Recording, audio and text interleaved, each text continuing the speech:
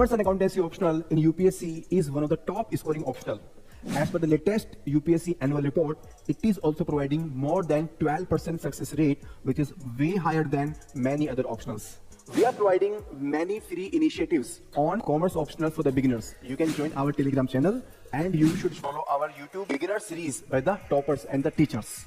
You can also schedule one-to-one mentoring call with me to plan your strategy for the commerce optional. Our courses on the commerce include classroom course, enriched study material, detailed solution of the previous year questions, and the daily answer writing mock test and practice. We are also adding the value through value additions.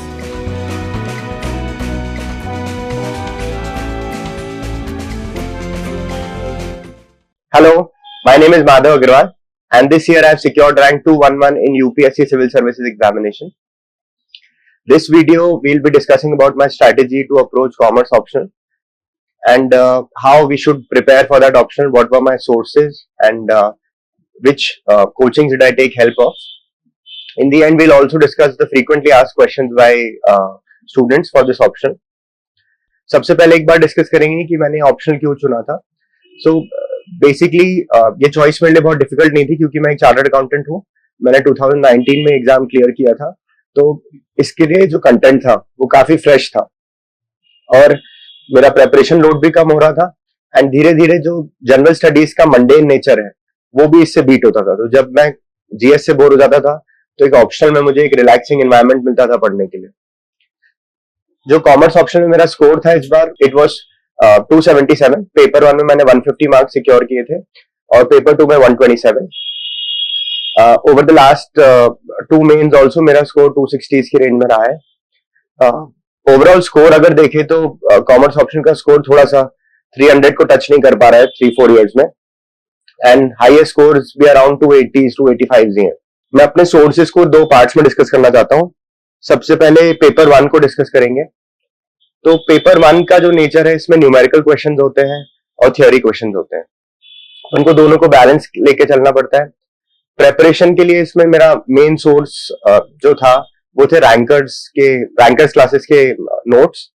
उनको base लेके मैंने इसके अपने खुद के notes prepare किए थे and gradually जो सीए का मटेरियल होता है विच इज इंटरमीडिएट लेवल का, उस लेवल की डिफिकल्टी से मैंने और न्यूमेरिकल क्वेश्चन सॉल्व किए थे. तो एक बार सब्जेक्ट वाइज अपन डिस्कस करेंगे. तो फॉर एग्जांपल फाइनेंशियल अकाउंटिंग जो पेपर 1 में आता है उसमें आपको खुद के नोट्स बनाने हैं by ensuring that you cover the PYQs and syllabus well. तो जो भी सिलेबस का आइटम है उसको आपको कवर करना है एंड जो PYQs हैं मेन आस्क पूछे गए हैं उनको भी आपको लेना है. तो ये आपने कवर किया रैंकर्स के नोट्स के थ्रू और जहां पे भी आपको गैप फील हुआ आपने गूगल सर्च के थ्रू किया. इसमें आप और चीजें क्या कर सकते हैं, एक फॉर्मूला शीट खुद की बना सकते हैं जहां पे आप मेन फॉर्मूलाज याद रखें या फिर मेन एडजस्टमेंट्स याद रखें फाइनल अकाउंट्स के, शेयर बेस्ड ट्रांजैक्शंस के. एएस इंडेस को आप प्रिपेयर करें, वो मैंने रैंकर्स के नोट्स के थ्रू किया था और जो सप्लीमेंट्री इंडेस के नोट्स वो प्रोवाइड करते हैं. इसमें एक टॉपिक आता है अमैलगमेशन जिसको बहुत एक बेसिक लेवल पे मैंने प्रिपेयर किया था थ्रू यूट्यूब वीडियोस. तो उस बेसिस पे क्या होता है कि अगर क्वेश्चन आपको अटेम्प्ट करना पड़ जाए वहां पे न्यूमेरिकल तो उतना आप डिफेंसिव वे में उसको अटेम्प्ट कर पाए. जनरली बहुत लेंथी होता है इसलिए स्टूडेंट्स इसको अवॉइड करते हैं. नेक्स्ट इसमें आता है कॉस्ट अकाउंटिंग.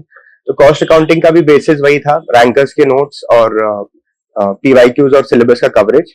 उसके बाद मैंने प्रैक्टिस के लिए IPCC का मटेरियल यूज किया था for topics like standard costing, material costing जो कि इंपॉर्टेंट टॉपिक्स होते हैं इसमें, मार्जिनल कॉस्टिंग, रिस्पॉन्सिबिलिटी कॉस्टिंग वगैरह जैसे कॉन्सेप्ट्स को समझने के लिए मैंने यूट्यूब वीडियोस का यूज किया था. कॉस्ट अकाउंटिंग में भी बहुत इंपॉर्टेंट है कि आप एक फॉर्मूला शीट बना लें और एक लर्निंग्स का शीट बनाए अपना. जो भी आप न्यूमेरिकल्स में मिस्टेक्स करते हैं या फिर सीखते हैं ओवर द 4-5 मंथ्स आप प्रैक्टिस करते हैं उसको एक नोट डाउन करते रहे एक सेपरेट शीट पे एक नोटबुक में, ताकि एग्जाम वाले दिन आप उसको वापस देख पाए और वो गलतियां रिपीट नहीं करें. नेक्स्ट इसमें सब्जेक्ट आता है डायरेक्ट टैक्स और इनडायरेक्ट टैक्स. डायरेक्ट टैक्स का कवरेज काफी बेसिक लेवल पे किया गया है कंपेयर टू सीए एग्जाम्स. तो इसके लिए मैंने रैंकर्स का मटेरियल यूज किया था. इसमें अपडेटेड सॉल्यूशंस रहते हैं जिसके थ्रू आप अप्रोच कर सकते हैं डायरेक्ट टैक्स, इनकम टैक्स को. जीएसटी भी है और थोड़ा बहुत वैट और सर्विस टैक्स का भी रेफरेंस रहता है. तो उनके लिए आप 4-5 पेज के नोट्स प्रिपेयर कर सकते हैं. डायरेक्ट टैक्स के रिवीजन के लिए मैंने सीए इंटरमीडिएट और फाइनल के प्रोफेसर थे जो अभी भी पढ़ाते हैं, सीए भंवर बुराना सर, उनके रैपिड रिवीजन लेक्चर्स होते हैं, उसको आप यूज कर सकते हैं डिडक्शंस के चैप्टर्स को समझने के लिए, हाउस प्रॉपर्टी या इनकम फ्रॉम सैलरी। तो बहुत शॉर्ट वीडियोस होते हैं और वो आपको हेल्प करेंगे in a faster revision. Same goes for audit. Audit काफी थियोरेटिकल और ब्रीफ क्वेश्चंस ही आते हैं इसमें, 2-3 क्वेश्चंस आएंगे। उसके लिए आप 8-10 पेज के अपने बेसिक एक पेज के नोट्स प्रिपेयर कर सकते हैं। For example 1 page on audit of banking institution, 1 page on audit of charitable institutions, other aspects of company audit, basics of audit, differences in audit and investigation. इस type के topics के लिए आप एक brief content prepare कीजिए। And इसको मैंने supplement किया था, जो मेरा सीए का मटेरियल था उसके की टर्म्स से। तो क्योंकि मैंने ऑडिट को काफी डिटेल में प्रिपेयर किया था, तो वहां से जो मैं टर्म्स यहाँ पे यूज कर सकता था, जैसे कि applicable financial reporting framework, sufficient and appropriate audit evidence, एक टीसीडब्ल्यूजी होता है, those charge with governance, standards on auditing का रेफरेंस अगर अपन लेके आ सकते हैं तो उसको अपन को लेके आना चाहिए, ऑडिट रिपोर्ट या उसका, तो उसके थ्रू आप प्रिपेयर कर सकते हैं। कंपनीज एक्ट का जो रेफरेंस इसमें आता है ऑडिट के सेक्शंस का, उसके लिए भी आप यूट्यूब पे सानिध्य सराफ सर है, उनका बहुत short audio clip revision based method है, उसको आप यूज कर सकते हैं टू अ फास्टर रिवीजन। एक बार आप बेसिक बुक से पढ़ लीजिए और फिर उसको मेमोराइज और इम्प्लीमेंट करने के लिए आप वो यूट्यूब वीडियो यूज कर सकते हैं।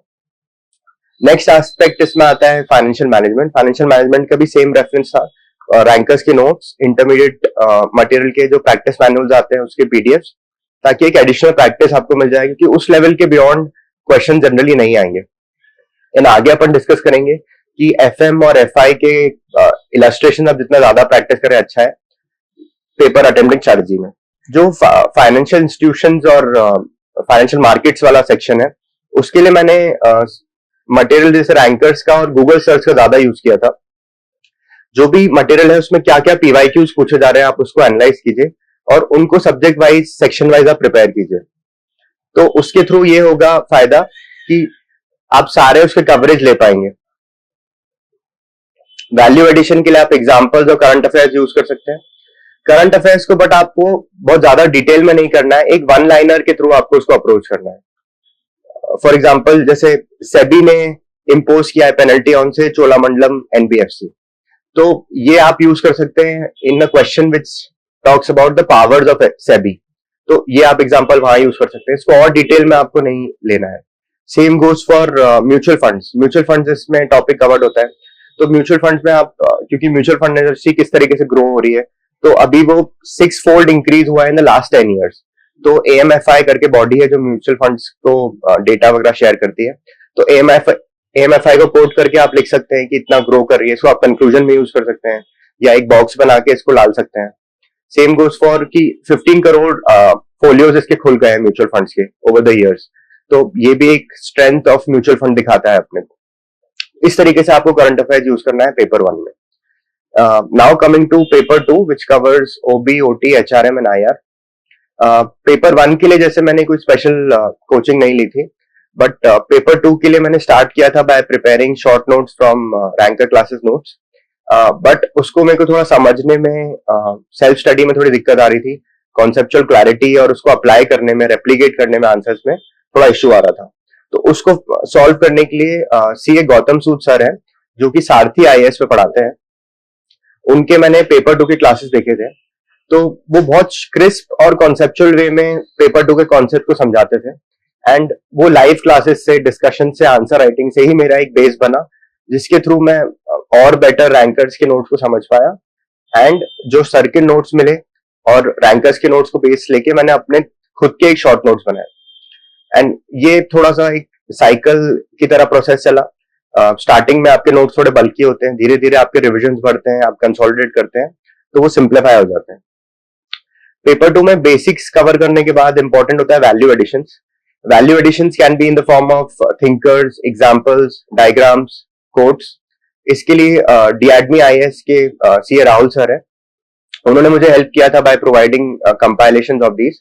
उनको आप रेफर कर सकते हैं, उनसे कनेक्ट कर सकते हैं। इसके अलावा मैंने अपने लेवल पे और एक ग्रुप के लेवल पे भी ये वैल्यू एडिशंस कवर किए थे, ताकि थोड़ा सा आपको एज मिले, आप डिफरेंट उसको क्रिएट कर पाए। तो इस तरीके से आप वैल्यू एडिशन को कवर करेंगे तो इंपॉर्टेंट रहेगा। एंड आपको ये ध्यान रखना है कि वैल्यू एडिशंस को आप प्राइमरी नहीं बना ले। Value additions are a cherry on the cake. Cake आपका अभी भी कंटेंट है, तो केक में मास्टरी करेंगे, चेरी को अपन लास्ट में भी ग्रेजुअली उसको अपन अपडेट कर पाएंगे। स्टार्टिंग से ही आप एकदम वैल्यू एडिशन के पीछे मत भागे। पेपर 2 में और जो मेरे लिए हेल्प किया था कि पीवाईक्यू सेंट्रिक मैंने प्रेपरेशन करी थी। सो जब आप पीवाईक्यू सेंट्रिक प्रेपरेशन करते हैं तो आपको पता रहता है कि इस चैप्टर में कौन कौन से मेन क्वेश्चंस और थीम्स रिपीट हो रहे हैं, क्योंकि almost 70 to 80% paper will come from the previous year questions. तो आप उसको डिटेल में देखें। इवन लास्ट 30-35 ईयर्स के भी क्वेश्चन रिपीट हो जाते हैं। सो आप अपनी रेंज को सीमित नहीं रखें 8-10 साल के लिए, बट आप बियॉन्ड जाएं।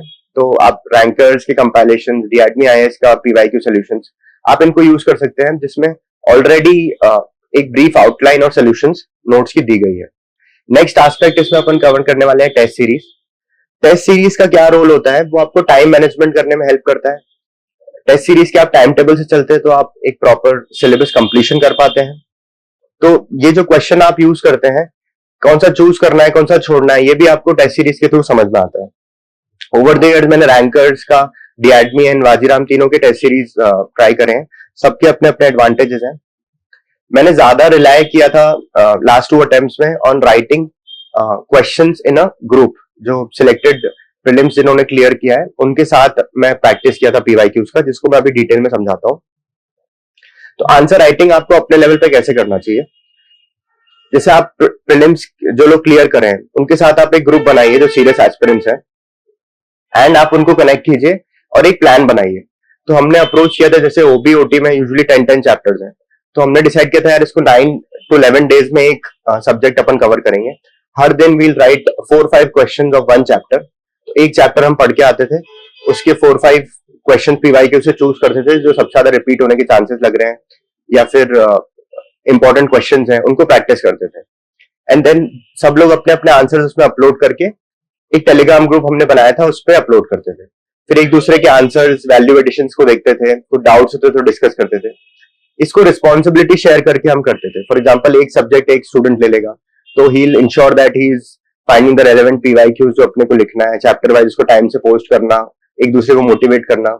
इसके थ्रू आई थिंक आप एक major chunk of PYQs cover कर सकते हैं। और अब तो पीवाईक्यू के सोल्यूशन भी आपको मार्केट में और क्लासेस के थ्रू मिल जाएंगे, तो उसको भी आप यूज करके एक मॉडल आंसर अपना तैयार कर सकते हैं कि यार इस क्वेश्चन को मुझे इस तरीके से अप्रोच करना है। नाउ अब जब आप बेटर आंसर लिख पाएंगे, जब आप मेंस में सेम क्वेश्चन आएगा या टेस्ट सीरीज में आएगा, तो आपकी बहुत बेटर प्रैक्टिस हो जाएगी। नेक्स्ट अपन डिस्कस करने वाले हैं paper attempting strategy. Paper attempting strategy commerce option में या फिर स्पेसिफिकली ऑप्शन में बहुत इंपॉर्टेंट हो जाती है, क्योंकि इसमें आपको 8 क्वेश्चन आते हैं 50 मार्क्स के, एंड 8 में से आपको 5 क्वेश्चन ही अटेम्प्ट करने होते हैं। So question 1 and 5 which is short notes, वो कंपलसरी होता है दोनों सेक्शन पे। सेक्शन ए में 4 क्वेश्चन होते हैं, सेक्शन बी में 4। तो आपको क्वेश्चन 1 और 5 कंपलसरी है। उसके बाद आपको 6 क्वेश्चन में से 3 चूज करने होते हैं, but at least 1 out of each section आपको चूज करना है। तो इसको चूज करने के लिए आपको बहुत स्मार्ट अप्रोच ध्यान रखनी पड़ेगी। फॉर एग्जाम्पल पेपर 1 में मैं कैसे करता था, पार्ट ए में स्पेसिफिकली आता है FA, CA, audit and tax, और पेपर 1 के पार्ट बी में आता है एफएम और एफआई। तो इसको अप्रोच करने के लिए आप थ्योरी और न्यूमेरिकल्स को आपको इसमें बैलेंस करके चलना पड़ेगा। बहुत लोग ये समझते हैं कि पेपर 1 न्यूमेरिकल है, वहां पे हम लोग ज्यादा मार्क्स स्कोर तो कर सकते हैं, बट उसको आपको ध्यान रखना पड़ेगा कि आप इक्वली थ्योरी भी इसमें अपनी प्रेपरेशन में लाएं, क्योंकि 50-50 मार्क के शॉर्ट नोट्स और जो 3 क्वेश्चन आप चूज करेंगे उसमें 10 to 15 मार्क्स की थ्योरी होगी। तो अप्रोक्सीमेटली 130 मार्क्स का तो आपको थ्योरी अटेम्प्ट करना ही करना है। सो उस माइंडसेट से आपको चलना है। नेक्स्ट इसमें आता है क्वेश्चन चूज करने का बेसिस आपका क्या होना चाहिए। एक तो सबसे इंपॉर्टेंट फैक्टर है इसमें time factor. Question generally easy रहते हैं, इतने डिफिकल्ट क्वेश्चन ही नहीं रहते, बट उनको solve with in those time limits. आपको 15 मार्क्स मिले हैं, 20 मार्क्स का क्वेश्चन है, तो उसको आपको उसके टाइम लिमिट में सॉल्व करना इज अ चैलेंज। तो आपको एक फैक्टर टाइम का ध्यान रखना पड़ेगा। यूजुअली मैं 10-15 मिनट्स लेता था टू चूज द क्वेश्चन जो मैं अप्रोच करूंगा। थोड़ा उसका रफ में भी सोल्यूशन बना लेता था, और ताकि मैं एकदम श्योर हो जाऊं कि यार ये मेरा आंसर आएगा, and this is how I have to approach this paper. Gradually आप देखेंगे कि इस बेसिस से अगर आप चूज करते हैं तो आपकी एक्यूरेसी के भी ज्यादा चांसेस है और पेपर कंप्लीशन भी आपका टाइम में हो पाएगा। तो एक और इम्पोर्टेंट पॉइंट ये रहता है कि आप क्वेश्चन जब आप चूज कर रहे हैं तो एक बार उसको पूरा कंप्लीटली पढ़ें। कभी कभी क्वेश्चन के एंड में आपको मिलेगा क्वेश्चन तो इजी है बट उन्होंने पूछा है general entry for the last 4 years, उन्होंने पूछा है balance sheet before and after amalgamation. तो इस टाइप की अगर आपसे डिमांड्स हैं क्वेश्चन में तो it might make the paper more lengthy, तो आप उस क्वेश्चंस को अवॉइड कर सकते हैं। और ग्रेजुअली आप ये कैसे समझेंगे किस क्वेश्चन को चूज करना है कि नहीं, वो जो ग्रुप बेस्ड आंसर राइटिंग और टेस्ट सीरीज है उसको आप जब पीवाईक्यूज को प्रैक्टिस करते हैं तो आपको समझ में आता है यार इस 15 मार्क्स को इतनी देर में करना है बट ये तो आधे घंटे से कम में होगा ही। For example final accounts, for example amalgamation, तो इन क्वेश्चंस को यूजुअली मैं चूज नहीं करता था। I used to choose questions from the part B which is FM and FI. वहां के क्वेश्चंस स्मॉलर होते हैं और वहां पे एक्यूरेसी के चांसेस ज्यादा होते हैं as compare to tax accounts, जहां पे अगर आपने एक मिस्टेक किया तो आपका फाइनल सोल्यूशन भी गलत हो सकता है। तो उसको ध्यान रखते हुए मैं एफएम और एफआई को डिटेल में प्रिपेयर करता था एंड उनकी थ्योरी को भी अच्छे से प्रिपेयर करता था, क्योंकि अगर आप उस पार्ट के क्वेश्चंस न्यूमेरिकल्स करने वाले हैं तो अल्टीमेटली आपको उसकी थ्योरी भी मास्टर करनी पड़ेगी। एक और टिप मैं इसमें देना चाहूंगा कि क्वेश्चन 1 और क्वेश्चन 5 को आप वो 5-10 मिनट्स में नहीं पढ़ें, क्योंकि वो तो आपको अटेम्प्ट करना ही है। कभी कभी वहां पे डिफिकल्ट क्वेश्चन भी डाले जा सकते हैं कि आपको डिमोटिवेट या फिर आपका एक स्ट्रेस टेस्ट लेने के लिए। पेपर 2 में रहता है पार्ट ए में ओटीओबी एंड पार्ट बी में एचआरएमआईआर। इधर टाइम का इतना इशू नहीं होता है क्योंकि कंपेयर टू पेपर 1 यहाँ पे आप उन्हीं क्वेश्चंस को चूज करें जिसके पास आपके पास ऑर्गेनाइज कंटेंट हो, वैल्यू एडिशन थिंकर्स हो। उस बेसिस पे आप क्वेश्चन चूज करेंगे तो आपके मार्क्स स्कोर करने के चांसेस बढ़ जाएंगे। यहाँ पे आपको शॉर्ट नोट्स लिखने के लिए 2 पेजेस मिलते हैं, 15 मार्कर्स और 20 मार्कर्स दोनों के लिए 3 पेजेस मिलते हैं। कंपेयर टू अदर ऑप्शंस जैसे पीएसआर वगैरह में 4 पेजेस मिलते हैं टू राइट 20 मार्कर्स। तो यहाँ पे आपको एक एडवांटेज रहता है, जब आप 20 मार्कर अटेम्प्ट कर रहे हैं वहां पे भी आपको 3 पेज लिखना है, 15 मार्कर्स में भी आपको 3 पेज ही मिल रहे हैं, तो एक टाइम का इशू यहाँ पे इतना नहीं रहता है। जनरली लोग ओटीओबी के क्वेश्चन चूज करते हैं for attempting the extra question because usually वहां पे आपके पास ज्यादा थिंकर्स, ज्यादा थ्योरीज होती हैं कोड करने के लिए which can help you score marks. Next मैं डिस्कस करूंगा कुछ मिसलेनियस पॉइंट्स जो मेरे को प्रेपरेशन में हेल्प किए। फर्स्ट इज जीएस के बाद आपको 5 दिन मिलते हैं for preparation of option and language. तो बेटर होगा कि आप उन 5 दिन को एडवांस में ही प्लान कर लें कि किस दिन आप क्या पढ़ने वाले हैं। मेरी स्ट्रैटेजी ये रहती थी कि पेपर 1 का 1 रिवीजन और पेपर 2 के 2 रिवीजन मैं उस टाइम पे कर पाऊं। तो डे 1 पे मैं एफएम, टैक्स, ओटी, आईआर को एक क्विक रिवीजन देता था, डे 2 पे CA, FA, audit, OB and HRM को, तो डे 3 पे फाइनेंशियल इंस्टीट्यूशंस को देता था और डे 1 और 2 में कुछ अगर लेफ्ट ओवर रह गया तो उसको, और आंसर राइटिंग प्रैक्टिस करता था। डे 4 पे रिवीजन ऑफ की थिंकर्स, एग्जांपल्स, फॉर्मूले, और डे 5 पे ट्रैवल करना, थोड़ा सा लैंग्वेज के लिए प्रिपेयर करना और कुछ कॉन्सेप्ट्स आपको वापस एक बार देखना है तो उसको ब्रश अप करना। तो इस मेथड के थ्रू आपके एक प्रॉपर रिवीजन हो जाता है। एंड ऑप्शनल की प्रिपरेशन में आपको एक चीज और ध्यान रख सकते हैं कि लैंग्वेज पेपर, जैसे आपका सैटरडे को लैंग्वेज पेपर होता है तो लैंग्वेज के लिए आप एडिक्वेट टाइम तो देंगे, बट जैसे between Hindi and English paper या फिर आपका जो भी चोजन लैंग्वेज है आपको 2 आवर्स का ब्रेक मिलता है। 2 आवर्स के ब्रेक में भी आप यूजुअली इंग्लिश या हिंदी तो रिवाइज करेंगे नहीं, तो बेटर होगा आप उस 1 आवर को यूज करके हाफ आवर में ओटीओबी रिवाइज कर लें या फिर जो भी आपको सेक्शनल ऑप्शन का यूज करना है तो वहां का आप 1 घंटा वहां से स्टील कर सकते हैं। इवनिंग में आपको 5 o'clock आपका पेपर खत्म होगा, 6 से आप पढ़ाई करेंगे से 11 o'clock तक, तो 5 आवर्स हैं। 5 आवर्स को आप डिवाइड करें कि 1 आवर ईच आप प्रिपेयर करेंगे से एफए, सीए, टैक्स, एफएम, और हाफ आवर आप एक बार और एचआरएमआईआर रिवाइज कर लीजिए। सुबह उठ के आपने हाफ आवर में ऑडिट और एफआई रिवाइज कर लिया। इसके थ्रू आपका एक पूरा रिवीजन हो जाएगा। फिर वापस पेपर 1 और पेपर 2 के गैप में आपको 1 घंटा मिलेगा, उसमें आप 15 मिनट सबको दे दीजिए, OT, OB, IR and HRM.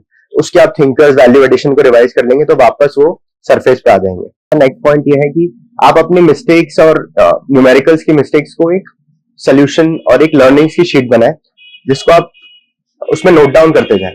Gradually आप उसको देखते जाएंगे तो आपकी फाइनल डे पे मिस्टेक्स भी कम होंगी, और क्योंकि आप साल भर मेहनत करते हैं, न्यूमेरिकल सॉल्व करते हैं, बट अगर आप एंड में उनकी गलतियां को वापस से रिपीट करें तो वो कोई पॉइंट नहीं है।